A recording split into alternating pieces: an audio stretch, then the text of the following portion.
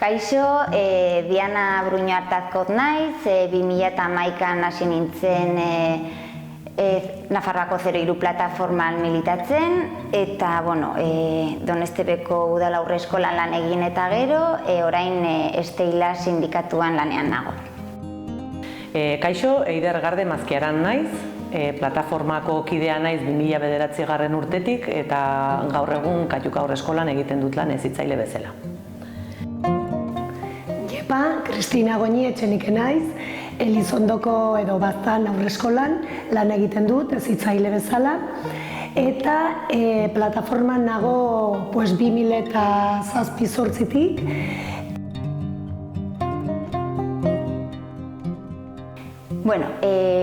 Plataforma hau 2001an sortu zen, eta plataforma sortzen duten taldeak anitzak dira, alde batetik profesionalak daude, baita ere guraso elkarteak, guraso batzordeak, eta sindikatu ezberdinak, eta kultur elkarte batzuk ere bai. Plataformak dituen helburuen artean, 03a Hezkuntza Departamentuak kudeak eta lortzea izango litzateke. Baita ere araudi bat sortzea 0-6 urte bitarteko aurrei zuzendua, baino ez bakarrik aurreskoletarako, baizik eta ludoguarderiak, ludotekak eta horrelako erakunde edo elkarteei ere zuzenduta. Kalitatezko hezkuntza proposamenak egin ditugu beti, baita irratioak, espazioak edo proiektuen inguruan. Aldarrikatzen dugu guretzat oso garrantzitsua da 0-6 zikloa errespetatzea, errealitatean oso zaila da, badakigu 0-3a eta 3-6a nabarmiki badagola hor mozketa nabari bat, baina behintzat 0-3 urte bitarteko aurren zikloa ez fragmentatzea oso garrantzitsua ikusten dugu. Helburuen artean aldarrikatzen duguna da euskarazko eredua ziurtatzea. Plataformak proposamen ezberdinak prestatzen ditu eta urteroko bat, tradizio bat dena, urteko txostena da. Informe bat prestatzen dugu, errealitatea aztertuz, araudiak ebaluatuz eta horiek denak bilduz. 2007ko dekretua sortzeko laguntza eskaini genuen eta hor ikusi ditugun gabeziak ere salatzen ditugu eta hobetzeko irizpideak eta mahai gainean uzten dizkiegu arduradunei.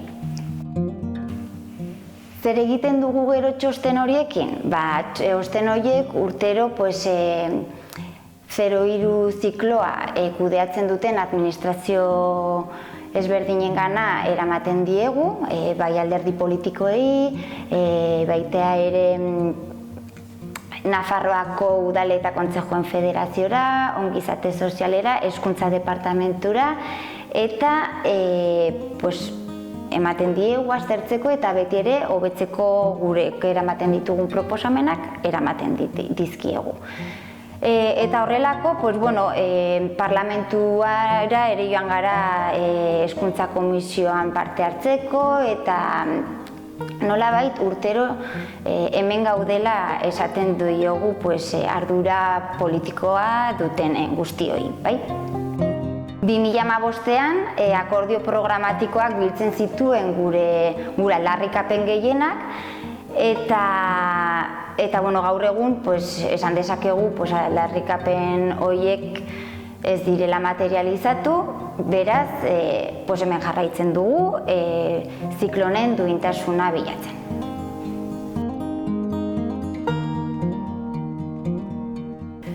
Dianak aipatu du zeintzuk izan diran historikoki plataformako aldarrikapenak, eta plataformako kideak bat egiten dugun arren, eskolen artean egin dugun sondeoan ez dugu lortu horrelako adostasunetara iristea, ez?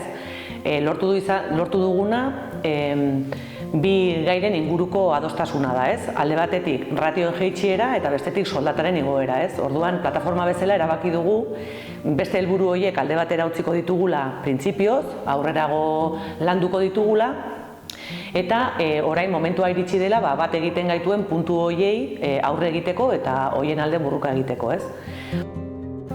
Gaur egun Nafar gobernuak ze eredu baten baitan finantziatzen ditu haurreskolako hezitzaileen soldatak eta 12 paga ematen ditu, ez? Gertatzen dena da, hitzarmenak ezartzen duela 14 paga kobratu behar ditugula, hortaz ez gara ze maila bat kobratzen ari, ez? Hori argi dago, ez garela iristen ze maila horretara, eta gainera egungo antolaketarekin ez dugu inolako komplementurik, daukagun ardura ikusita ez dugu inolako komplementurik kobratzen, ez? Hortaz, plataformaren planteamendua da 1.340 euroko soldata base bat, aldi berean lanpostuak exigitzen duen konpromiso pedagogikoa dela eta 115eko komplementu bat, eta gure ardura dela eta, hau da, hainbeste haur gure kargu eta dugun ardura ikusita lanpostuak izan beharko lukeen 300 euroko beste komplementu bat, ez?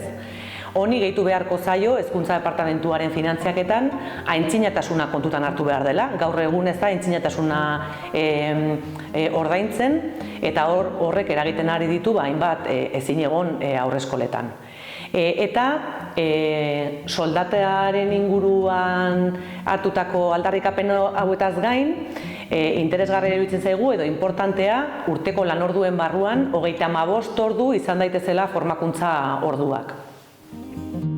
Nik aipatu nahi datzuet ratioen jaitsiera. Denok dakigu gure haurreskoletan eta gure proiektuak aintzinet eramateko eta kalidade hori bermatzeko oraingo ratioekin ezin dela, ezin da. Orduen, denok batera nahi dugu eskatu eta ziur nago zuek ere gurekin batera egonen zatela ratioen jaitsiera horiek. Europako mailako ratioak nahi ditugu, hau da, jaian gelan 4 ume hezitzaile bakoitzendako, ertainan gelan 1-2 umeen gelan 6 ume hezitzaile bakoitzendako eta haundien gelan 8 ume hezitzaile bakoitzendako. Hola uste dugu, bermatuko dugule bai haurren ongizatea eta gure ongizatea. Beraz, denok batera, ratioen jaitsiera.